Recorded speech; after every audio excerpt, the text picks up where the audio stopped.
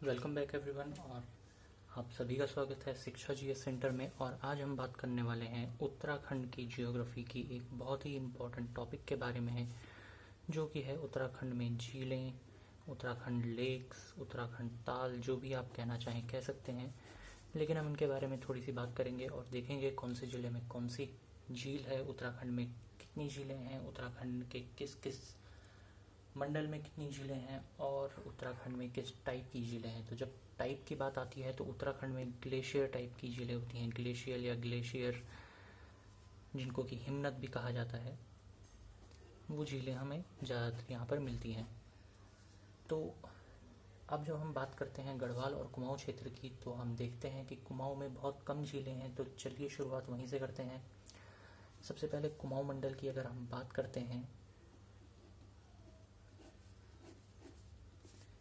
तो वहाँ पर झीलें सबसे पहले पिथौरागढ़ से शुरू करते हैं, क्योंकि पिथौरागढ़ मैप में सबसे ऊपर आता है।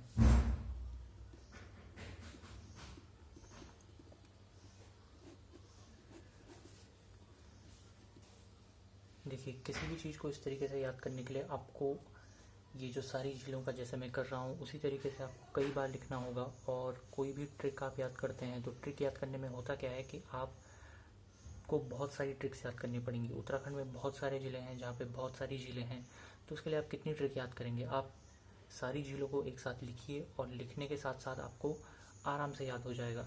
चलिए पहले पिथौरागढ़ का देखते हैं।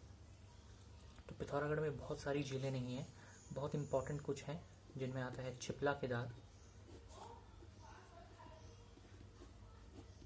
जिसको पुराना नाम जो था वो था गुप्त कैलाश।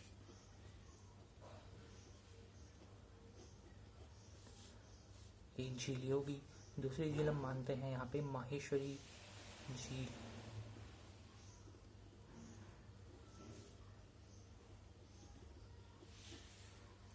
माहेश्वरी झील जो है ये मुनस्यारी के पास में मिलती है। तीसरी झील यहाँ पर है पार्वती सरोवर।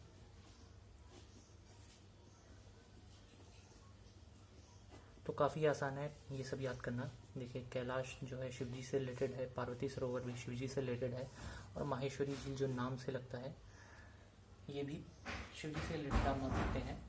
बहुत ही अधिक रिलीजियस प्लेसेस से ही रिलेटेड पिथौरागढ़ में होते हैं।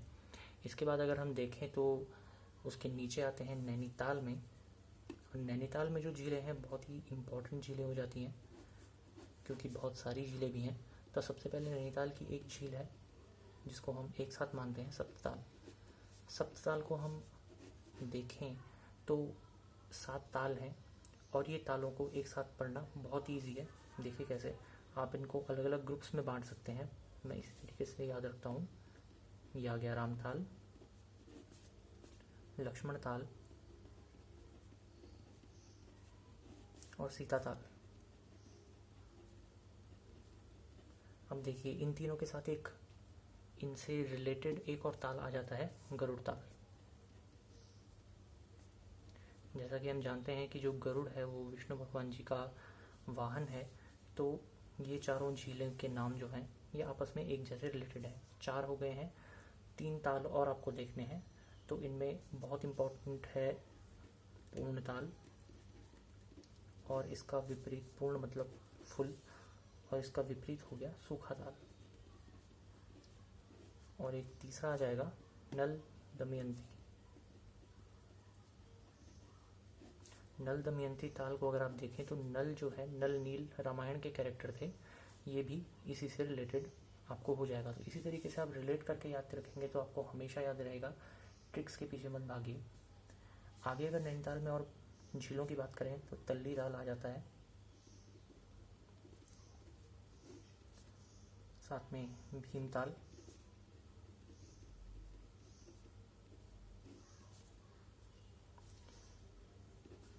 और देखें तो खुरपा ताल आता है, नौकुचिया ताल आता है। और ये ऐसे नाम है कि आपने सोशल मीडिया पे या फिर अलग अलग जगहों पर काफ़ी बार सुने होंगे, तो वैसे भी ध्यान में रहता है। लेकिन आप बार बार लिखेंगे तो आपको याद हो ही जाएगा। एक ऐसा ताल है जो हम यहाँ पर यूज़ कर चुके हैं, वो है सूखा ताल।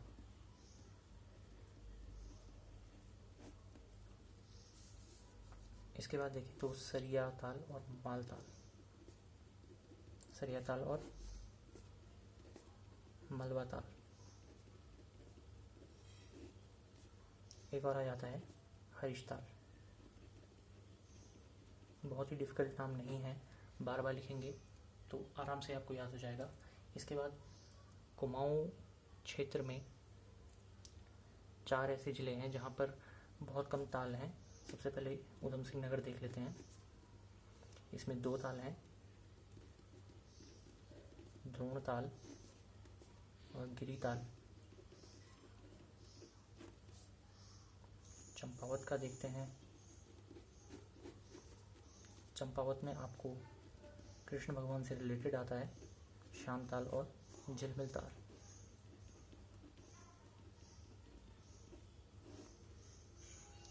अल्मोड़ा में भी एक ताल इम्पॉर्टेंट हो जाता है जिसको आपको ध्यान रखना है, वो है तड़ाक ताल।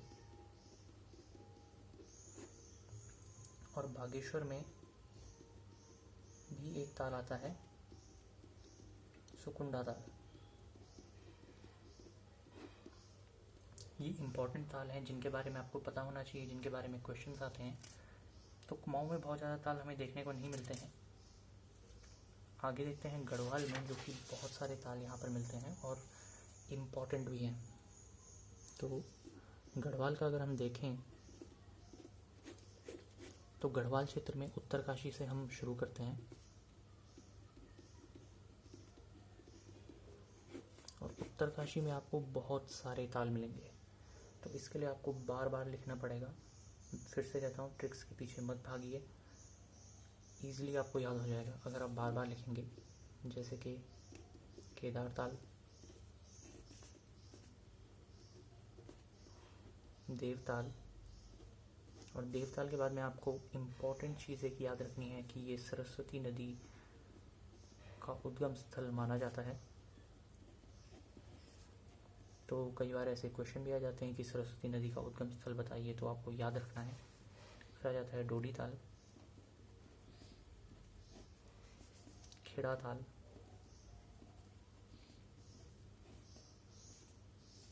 लामा ताल, बयां ताल, काना ताल,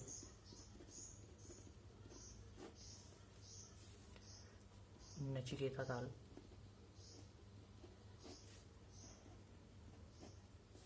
भरास ताल, भरास या भरासड़ ताल,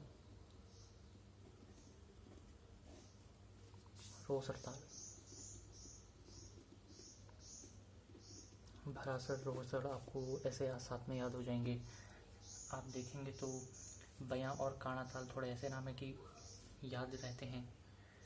डोडी, खेड़ा और ये सब के लिए अगर आपको ट्रिक 1 या 2 ज़िले के लिए करनी हो तो कर लीजिए, लेकिन सभी ज़िलों के लिए ट्रिक को आप याद मत कीजिए, बहुत ज़्यादा हो जाएंगी। एक और ताल आता है सप्तऋषि ताल, और ये यमुना से संबंधित है। कहा जाता है कि यमुना का जो जल है वो इसमें से काफ़ी आता है। इसके साथ बात करते हैं चमोली, जहाँ की सबसे अधिक ताल चमोली में ही पाए जाते हैं। और सबसे कम ताल की अगर आपको बात करनी हो तो आप देख सकते हैं अल्मोड़ा और बागेश्वर, एक एक ताल इम्पॉर्टेंट ताल है। चमोली की अगर हम बात करें तो यहाँ पर बहुत सारे ऐसे ताल हैं जो कि रिलीजियस आप कह सकते हैं जिनमें कि जैसे देखिए सतोपंथ को अगर हम देखेंगे तो सतोपंथ अलकनंदा नदी यहीं से निकलती है। इसके बाद देखेंगे तो होमकुंड, लोकपाल ताल, और ये जो लोकपाल ताल है यही जो है सिखों का प्रसिद्ध हेमकुंड है ना। आगे देखेंगे तो विष्णु भगवान से रिलेटेड आते हैं विष्णु ताल, बेनी ताल, नरसिंह ताल। अब कुछ ऐसे नाम आते हैं जो आपको साथ में याद करने होंगे। मातृका ताल,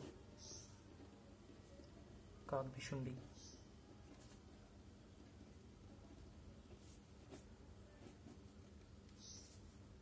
साथ में एक ऐसा नाम है जो नैनीताल में भी आपको 2 बार मिला, सूखा ताल। फिर देखते हैं गोखरा ताल, विरही ताल,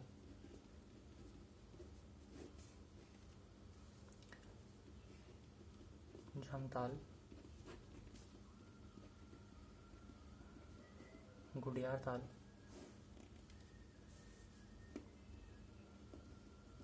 अचरिता ताल, लिंग ताल, सिद्ध ताल,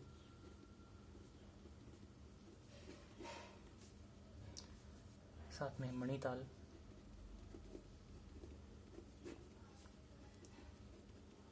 वेदिनी कुंड बहुत इम्पोर्टेंट है। साथ में देखेंगे तो ब्रह्मताल, छत्रकुंड,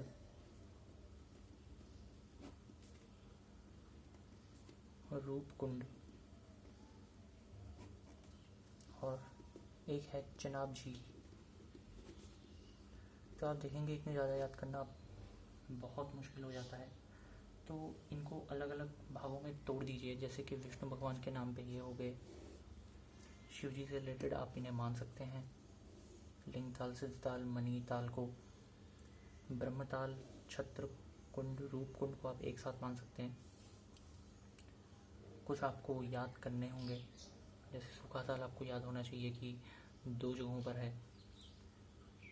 सतोपंथ अलकनंदा की वजह से याद रहेगा। होमकुंड और हेमकुंड, लोकपाल ताल एक जैसे हैं तो आपको एक साथ याद हो जाएंगे, है ना। और इन सभी तालों का तो आपको अलग से याद रखना होगा। तो इस जैसे ज़िले के लिए अगर आप कोई ट्रिक याद करना चाह रहे हैं तो आप उसको याद कर सकते हैं, लेकिन हर एक ज़िले के लिए आप ट्रिक मत बनाइए, बार बार मैं कह रहा हूँ। चलिए चमोली के लिए चलिए आप अगर ट्रिक बना भी देते हैं तो अपने हिसाब से कोई ट्रिक बनाइए, या फिर अगर किसी और चैनल पे आप पढ़ते ही होंगे तो वहाँ ट्रिक मिलती है, उसको याद रखिए। लेकिन बाकी ज़िलों का आप बार बार लिखेंगे तो आपको याद हो जाएगा। चलिए बात करते हैं टिहरी गढ़वाल के बारे में। टिहरी गढ़वाल में भी काफ़ी इम्पोर्टेंट झीलें हैं, लेकिन इनके लिए आपको कोई ट्रिक बनाने की बिल्कुल ज़रूरत नहीं है। जैसे यमताल हो गया, आचरी या फिर अप्सरा ताल हो गया। इसके साथ अगर हम देखें तो सहस्त्र ताल,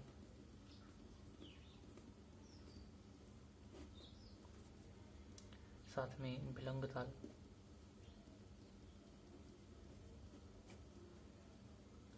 इसके साथ हो गया मसूर और महावर ताल।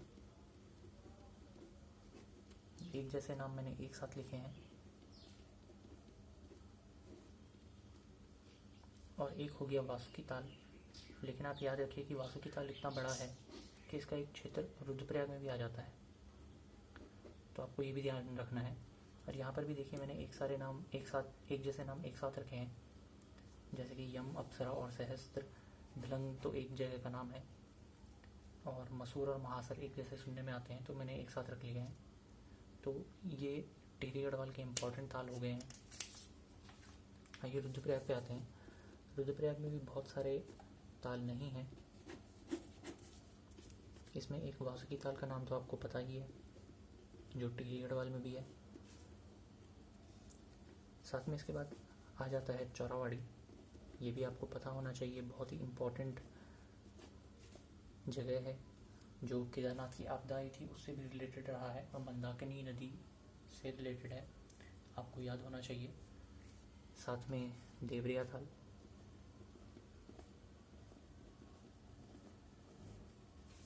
बधानी ताल,